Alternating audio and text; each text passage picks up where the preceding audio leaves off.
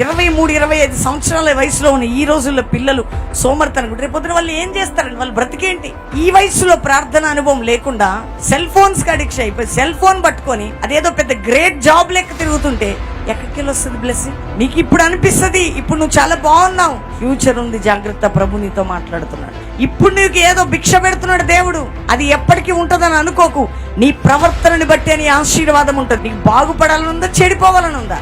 నువ్వు చెడిపోవాలంటే ఎవరు నిన్ను బాగు చేయరు. బాగుపడాలంటే ఆజ్ఞ ప్రకారం బ్రతుకు. బాగుపడాలి అనుకుంటే బ్రతుకు మార్చుకో. బాగుపడాలి అంటే దేవుని మాటను హృదయపూర్వకంగా బలవంతంగా స్వీకరించడం, బలవంతంగా ప్రార్థన చేయడం, బలవంతంగా ఆఫరింగ్ ఇవ్వడం, బలవంతంగా ఆరాధించడం. ఎందుక బ్లెస్సింగ్ ఎక్కడ ఉంటుంది చెప్పండి? నీ హృదయంలోకి దేవుని వాక్యం వచ్చిందనుకో, నువ్వు ఎంతగా ఆశీర్వదించబడతావు. ఎందుకంటే ఎప్పుడైతే ఆజ్ఞను అంగీకరిస్తావు, ఉపదేశాన్ని పెట్టుకుంటావు, అవే నీకు ఆరోగ్యము, దీర్ఘాయువును, సుఖ జీవనముతో గడు సంవత్సరాలు ఇస్తాయట.